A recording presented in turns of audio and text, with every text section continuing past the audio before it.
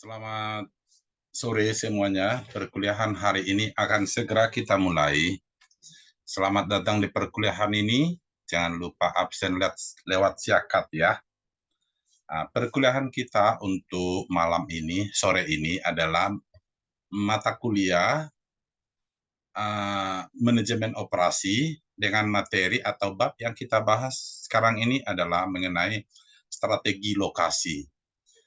Strategi lokasi ini yang dimaksud tidak jauh dari strategi lokasi bisnis atau strategi lokasi tempat usaha.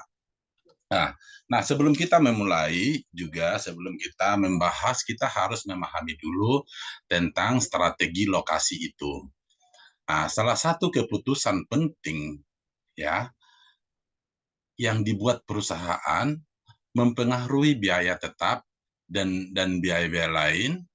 Keputusan lokasi dibuat sekali saja, sebabnya itu permintaan melebihi kapasitas pabrik, perubahan produktivitas tenaga kerja,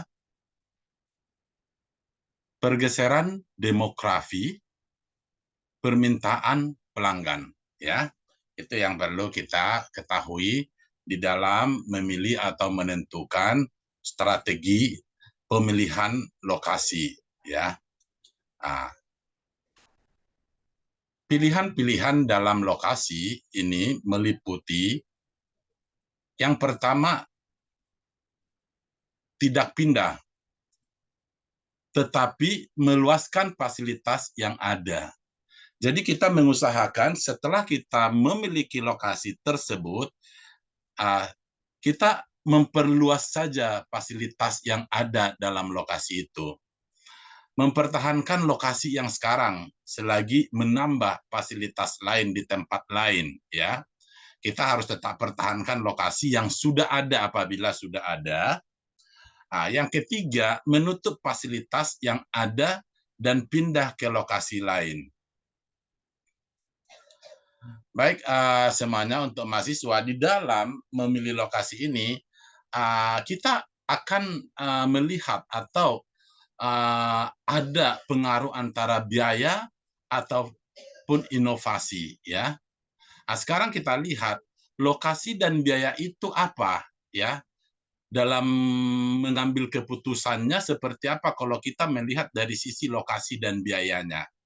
Yang pertama, keputusan lokasi berdasarkan low cost. Ini sangat dipertimbangkan secara hati-hati, ya. Jadi Anda harus mempertimbangkan biaya dalam menentukan lokasi. Terkadang memang biaya bisa kita memilih mendapatkan lokasi yang strategis, tapi kita lihat pengaruhnya terhadap biaya nanti seperti apa, ya.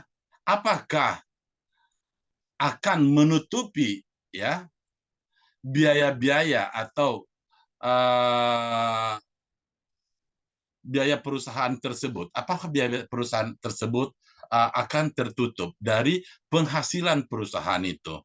Jadi kita harus perlu mempertimbangkan kita mendapatkan lokasi yang strategis, tapi kita pertimbangkan juga biayanya. Nah, yang kedua, saat suatu lokasi telah ditetapkan, biaya yang berhubungan dengan lokasi menjadi tetap dan sulit dikurangi. Sedangkan yang ketiga, kerja keras manajemen untuk menetapkan lokasi fasilitas yang optimal adalah investasi yang baik. Nah, bagaimana kita melihat antara lokasi dan inovasi? Inovasi ini penting juga ya. Yang pertama, biaya bukan selalu menjadi aspek paling penting dalam menentukan strategi operasi.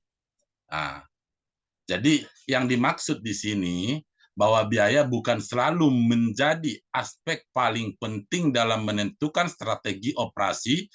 Kita harus lihat sinkronisasinya antara kebutuhan perusahaan itu atau kebutuhan konsumen atau hasil daripada perusahaan terhadap biaya yang harus kita keluarkan, ya. Jangan kita sampai maaf sebentar.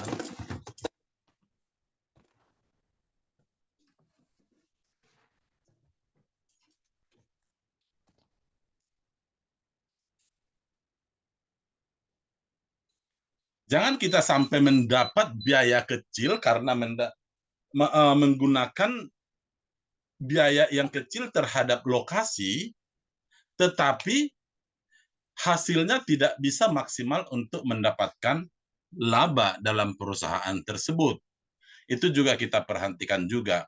Nah, bagaimana untuk biaya besar? Jadi sebenarnya antara besar dan kecil ini relatif, ya, menurut kalau saya katakan itu relatif. Antara sekecil itu sekecil apa sesuai dengan kebutuhan daripada perusahaan tersebut. Nanti kita mengambil biaya yang besar, memilih biaya yang besar untuk lokasi usaha, tetapi hasilnya bisa lebih maksimal.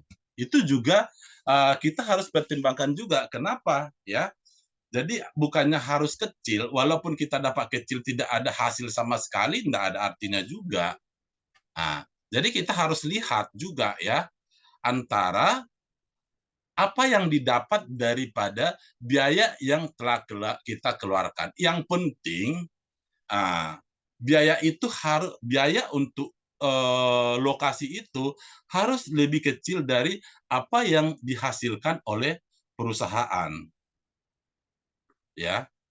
Sedangkan yang kedua, hal-hal yang mempengaruhi ketika inovasi menjadi fokus strategi operasi.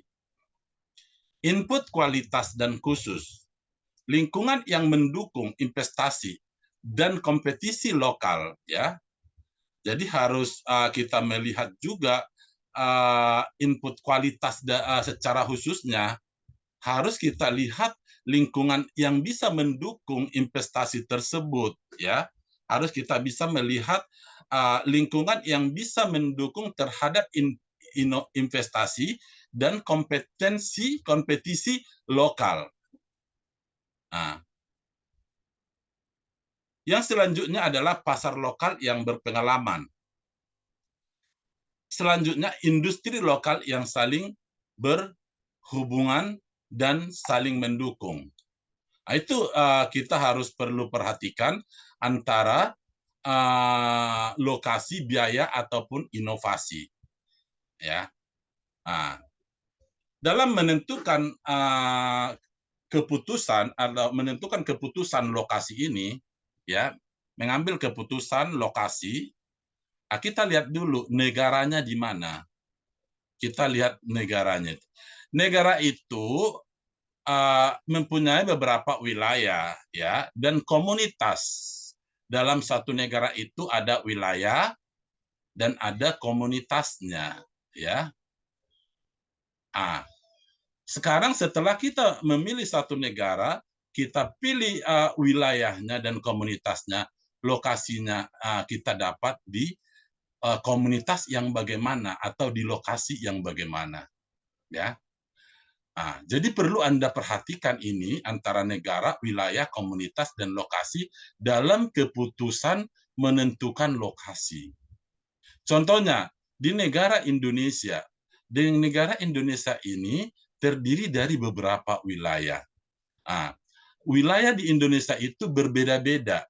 Berbeda-beda komunitas, ya, berbeda-beda sosial, berbeda-beda kebiasaan, berbeda-beda kepercayaan agama, di mana dari agama itu akan mempengaruhi kebutuhan daripada setiap konsumen. Berbeda-beda wilayah. Wilayah ini juga bisa menentukan kebutuhan yang berbeda walaupun dia dalam satu negara. Contohnya, di wilayah yang iklimnya katakan dingin, walaupun Indonesia musim memang tidak ada, tapi wilayah-wilayah itu terbagi dari beberapa iklim juga. Ada yang iklimnya sangat dingin dan panas. Di wilayah yang dingin, di wilayah yang iklimnya dingin, Contohnya di daerah-daerah Jawa Barat banyak wilayah-wilayah yang iklimnya dingin. Kita lihat produk apa yang harus kita jual di wilayah tersebut. Di situ komunitasnya komunitas apa, ya. Dalam menentukan komunitas itu apa namanya? Yang dibutuhkan di komunitas itu apa, ya. Di wilayah itu apa. Contohnya, ada perbedaan walaupun dia satu negara, tapi setiap wilayah berbeda-beda kebutuhan. Ada kebutuhan itu yang berbeda, ya. Contohnya pakaian. Pakaian di wilayah yang iklimnya dingin akan berbeda dengan di wilayah yang iklimnya panas. Contohnya di daerah pesisir pantai ataupun di daerah pegunungan atau perbukitan. Nah, di situ dia kalau di perbukitan dia pasti membutuhkan pakaian-pakaian yang tebal, ya, alat tidur yang tebal. Nah, terus setelah itu baru kita tentukan lokasinya. Lokasinya di mana? Oh, produk saya produk tebal semua nih untuk pakaian yang tebal. Berarti untuk kehangatan badan gitu. Berarti di mana sih yang sesuai wilayahnya? Mungkin daerah Jawa Barat. Contohnya, lokasinya kita tentukan di Jawa Barat. Jadi kira-kira seperti itu di dalam memutuskan suatu tempat lokasi itu. Sedangkan keputusan pemilihan lokasi negara, kita harus lihat yang pertama resiko politik yang dihadapi, perubahan yang ada di setiap pemerintah serta insentif pemerintah. Itu dalam dalam setiap negara itu berbeda-beda resiko-resiko politiknya yang dihadapi. Jadi kita harus pertimbangkan resiko politik itu. Contohnya kalau di Indonesia perekonomian itu bisa berubah apabila ada contohnya pemilihan kepala negara, pemilihan kepala daerah itu akan mempengaruhi kebutuhan daripada masyarakat atau daya beli atau daya kebutuhan masyarakat itu akan berbeda, ya. Dan begitu juga dengan nilai mata uang itu akan bisa berbeda, ya. Permasalahan budaya dan ekonomi, ya. Dan itu di setiap negara juga kalau permasalahan ini pasti ada. Tapi kita lihat permasalahan ekonomi di negara ini apa. Di saat kita memilih Indonesia, permasalahan ekonomi di Indonesia apa, ya. Contohnya di Indonesia ini sekarang dengan adanya krisis apa namanya pengaruh COVID-19 yang sampai berkelanjutan sampai hari ini itu akan mempengaruhi perekonomian daripada masyarakat, ya. Lokasi pasar karena produk yang telah dibuat harus dapat diserap oleh pasar agar keberlangsungan perusahaan dapat terjamin. Ketersediaan tenaga kerja, upah buruh, produktivitas, karena unsur tenaga kerja adalah sangat penting bagi perusahaan. Ini satu berpengaruh sekali, ya.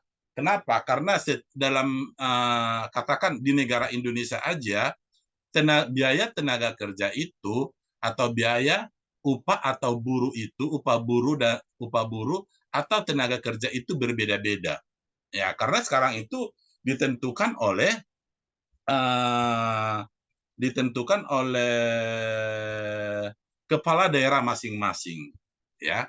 Misalkan di Jawa Tengah itu upah buruh berapa, di Jawa Barat berapa, di DKI Jakarta berapa, ya.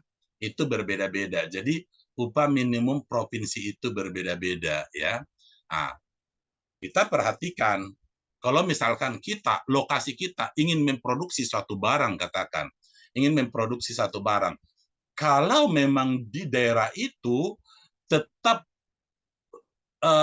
di daerah yang upah tenaga kerja itu lebih kecil, namun dalam lokasinya strategis di dalam apa namanya mendapatkan bahan baku, transportasi untuk mendapatkan bahan baku, ya, atau transportasi untuk distribusi kenapa kita tidak harus pilih itu? Kalau memang di lokasi itu kita mempunyai kesempatan.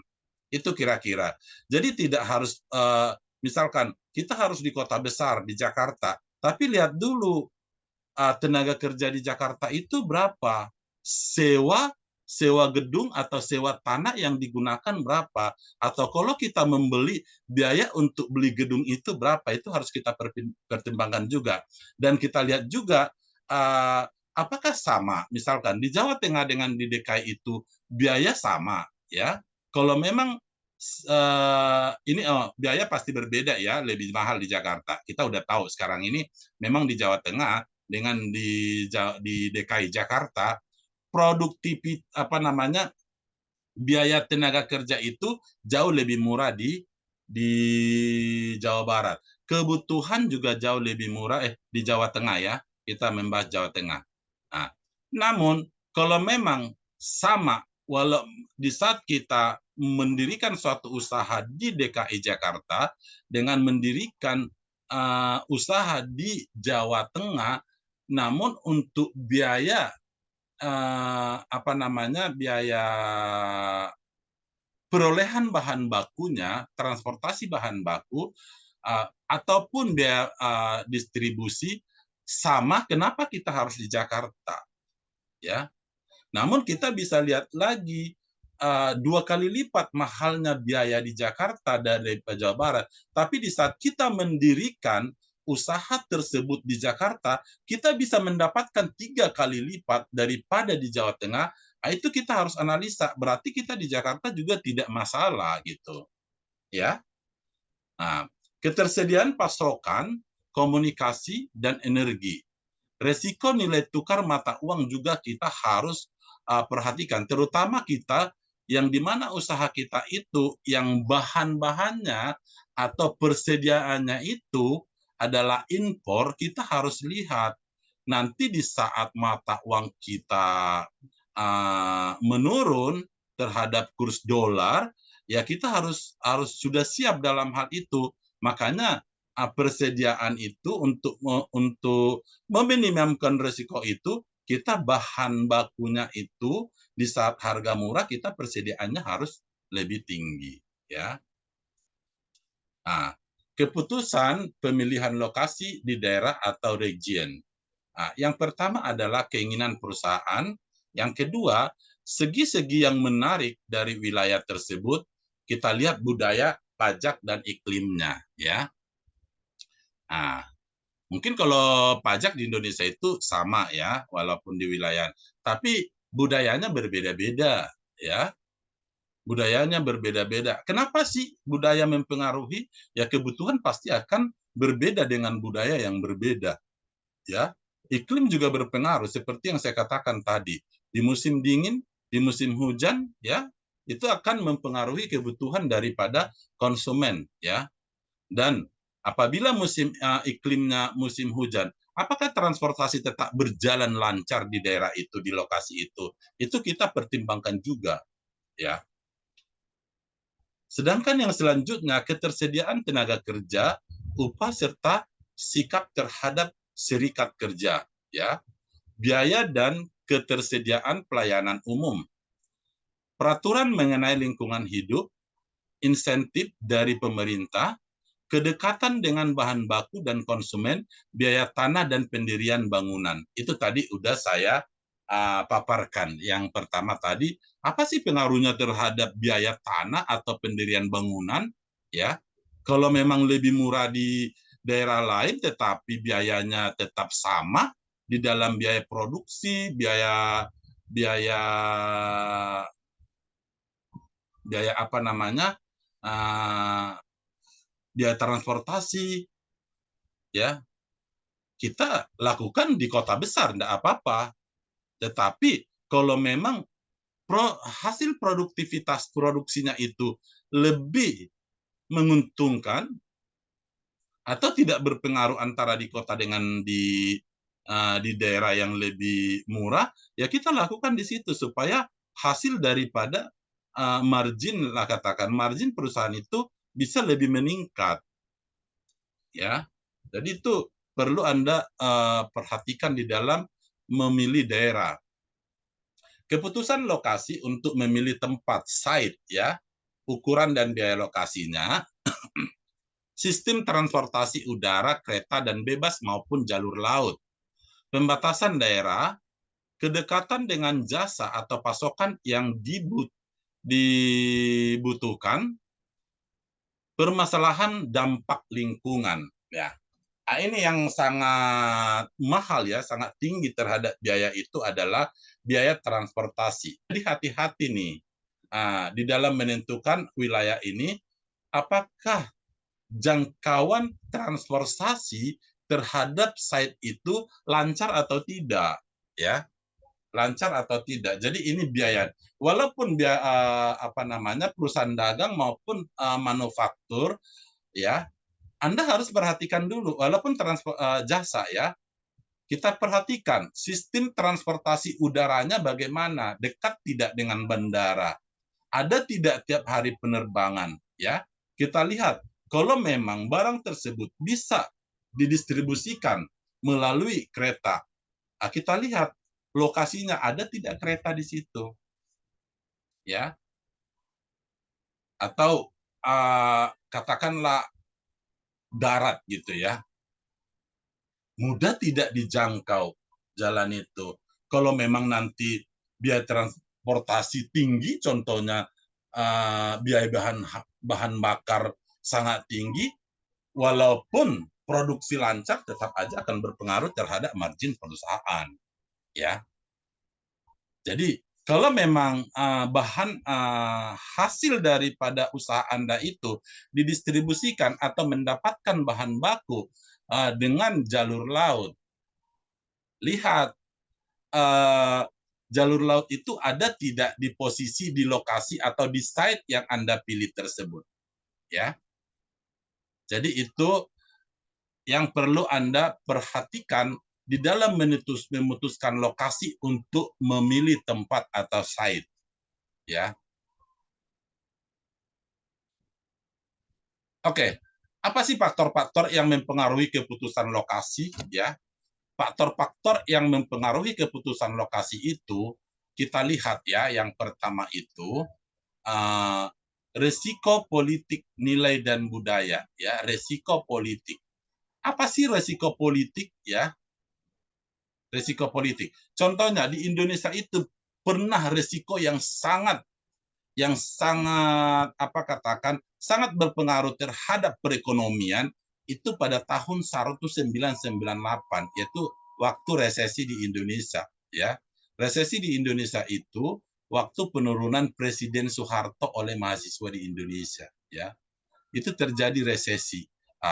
Jadi untuk mendapatkan bahan nilai katakan nilai kurs rupiah terhadap dolar itu sangat drastis sekali, di mana pada saat itu yang sebelumnya nilai rupiah terhadap dolar itu 2000, ini contoh yang saya katakan ya, 2000 1800 itu pada saat itu sampai 15.000 dan 16.000. Nah, bagaimana kita kalau untuk mendapatkan bahan baku apabila perusahaan kita itu membutuhkan bahan impor, ya. Jadi itu akan berpengaruh sekali, ya. Kedekatan pada pasar, ya, dekat tidak sama konsumen, ya. Dekat tidak usaha kita tersebut terhadap lokasi-lokasi yang membutuhkan hasil dari produksi tersebut, ya. Sedangkan yang ketiga, pendekatan pada pemasok, ya. Pada pemasok, untuk mendapatkan bahan baku itu apakah kita mudah, ya, apakah dekat. Kalau jauh, misalkan kita produksinya di Jawa Tengah, tapi pemasok kita itu dari Papua, itu sangat sulit sekali. Ya. Pemasok itu maksudnya apa? Pemasok bahan yang akan kita produksi kalau memang dia perusahaan manufaktur.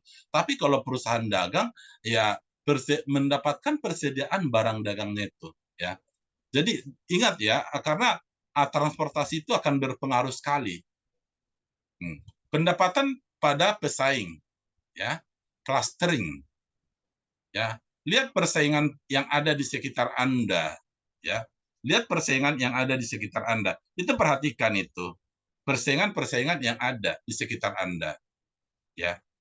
Produktivitas tenaga kerja, ketersediaannya bagaimana di lokasi tersebut? Apakah Anda mendapatkan tenaga kerja di lokasi tersebut? Kenapa? Karena kalau Anda nanti mendapatkan tenaga kerja dari daerah lain, ini akan menimbulkan kerugian yang sangat besar juga. Karena kita harus menyediakan tempat tinggal, menyediakan transportasi mereka datang ke perusahaan itu menjadi biaya besar. Karena di lokasi itu tidak ada tenaga kerja yang produktivitas yang harus kita hire atau kita rekrut. Ya, risiko nilai tukar mata uang. Nah, seperti yang saya katakan tadi, risiko nilai tukar mata uang itu antara kurs ya pada saat itu. Nah, kurs rupiah lah kalau Indonesia terhadap nilai dolar. Biaya-biaya. Biaya ini tergantung. Ada biaya variabel, ada biaya tetap. Itu semua harus Anda perhatikan di dalam inilah yang menjadi faktor-faktor ya yang mempengaruhi keputusan kita di dalam memilih lokasi. Strategi lokasi usaha sektor jasa. Nah, ini kita masuk dalam sektor jasa nih.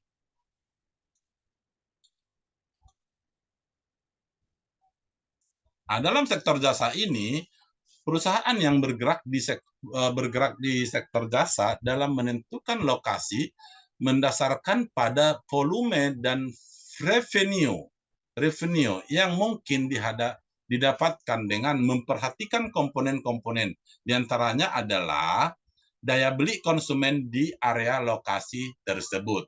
Di saat kita mendirikan suatu perusahaan jasa, sektor jasa ya, di satu lokasi, kita lihat dulu daya beli konsumen terhadap jasa yang akan kita sediakan itu apakah sanggup atau tidak, apakah dibutuhkan di lokasi itu atau tidak, ya. Itu perhatikan itu. Daya beli konsumen di daerah itu sangat berpengaruh. Emang setiap daerah berbeda-beda daya belinya? Oh, berbeda. Ya. Karena penghasilan di satu daerah di mana daerah itu daerah industri dengan daerah itu misalkan hanya daerah pertanian ya, itu jasa yang mereka butuhkan di situ akan berbeda ya, kesanggupan daya belinya juga pasti akan berbeda ya. Jasa dan citra yang cocok dengan kondisi demografis konsumen di area lokasi ya, jasa dan citra yang cocok ya dengan kondisi demografisnya. Nah, dengan contohnya dengan wilayahnya, dengan melihat kita dari cuaca, dari iklimnya, ya. Persaingan di area lokasi kita perhatikan juga. Kalau sudah banyak, tetapi yang membutuhkan jasa sangat sedikit, kenapa kita harus di situ lagi? Kita lihat dulu ya persaingan di area lokasi itu. Oh, di sini sepertinya belum ada. Oh, di sini hanya berapa. Tetapi yang membutuhkan itu sangat tinggi konsumennya di sini. Di saat kita riset pasarnya, ya. Kualitas persaingan. Nah, kualitas juga harus kita lihat. Kualitas jasa yang harus kita tawarkan itu, ya. Keunikan lokasi yang dimiliki perusahaan dengan pesaingnya. Kualitas fisik dari fasilitas dan bisnis di sekitar area lokasi tersebut. Kebijakan operasional perusahaan, kualitas manajemen. Ya, kita harus pertimbangkan itu semua. Nah, kita masuk dalam metode evaluasi alternatif lokasi. Yang pertama, metode pemeringkatan faktor. Yang kedua, analisa titik impas lokasi. Yang ketiga, metode pusat gravitasi. Yang keempat, model transportasi. Jadi ada 4 metode evaluasi alternatif lokasi ini, ya. Kita bahas satu-satu ya. Nah, kalau kita melihat metode evaluasi alternatif lokasi, ada pun langkah-langkah yang perlu dilakukan adalah satu, membuat daftar faktor yang berhubungan yang sering disebut dengan faktor kunci sukses atau critical success factor. Critical success factor, ya. Dua, kita harus membuat pembobotan untuk setiap faktor yang telah ditetapkan pada langkah 1, yang besar kecil tergantung signifikasinya bagi perusahaan. Jadi kita buat bobotnya. Oh ini bobotnya 1, oh ini bobotnya 2, oh ini bobotnya 3, sampai 10. Ya. Nah, ini pada bobot berapa? Buat skala penilaian untuk tiap faktor. Contoh, 1 sampai 10 atau 1 sampai 100. Ini skala, ya. Metode evaluasi alternatif lokasi. 4, menetapkan beberapa alternatif lokasi yang dinominasikan. Ya. Jadi menetapkan beberapa alternatif lokasi yang dinominasikan. Ya. Yang kelima, beri penilaian untuk tiap alternatif lokasi pada setiap faktor. Yang keenam, pada setiap faktor dengan menggunakan skala penilaian pada langkah 1. Di saat Anda menganalisa, oh ini saya analisa saya ini skornya 3, skalanya 3, skalanya 5, skalanya 10. Jadi nanti Anda lihat di saat Anda menentukan mana skala yang tertinggi, itu tentukan menjadi satu pilihan Anda. Untuk menentukan itu bagaimana? Anda juga harus riset ya. Biaya yang harus digunakan di situ, transportasi, pemasoknya bagaimana, distribusinya bagaimana, ya, konsumennya bagaimana di lokasi itu, wilayahnya seperti apa, strategis atau tidak. Jadi Anda pilih, bikin skalanya. Beri penilaian untuk setiap alternatif lokasi pada setiap faktor dengan menggunakan skala penilaian pada langkah 3. Analisa tiap faktor dengan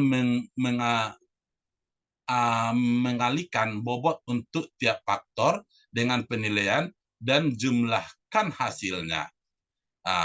Berikan rekomendasi berdasarkan nilai poin maksimal sesuai hasil yang didapatkan pada langkah 6. Jadi Anda nanti memilih mana yang tertinggi dari pilihan Anda tersebut. Misalkan critical success faktornya, ya, Anda lihat teknologi di situ, tingkat pendidikan di daerah di lokasi itu, aspek politik dan hubungan di lokasi itu, aspek sosial budayanya, aspek ekonominya.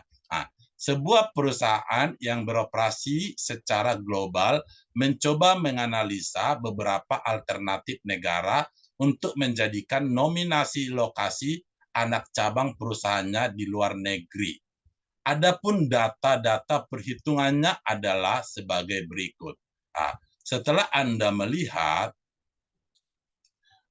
critical suksesnya itu, faktornya, faktor kesuksesannya di daerah itu, yang Anda nilai adalah yang pertama teknologi di daerah itu seperti apa, ya, teknologinya, ya, misalkan teknologi untuk pemasarannya, transportasinya, produksinya, layak atau tidak di daerah itu, tingkat pendidikan orang-orang di sekitar, aspek politik dan hukum di daerah itu, di negara itu, aspek sosial di budaya itu, aspek ekonominya.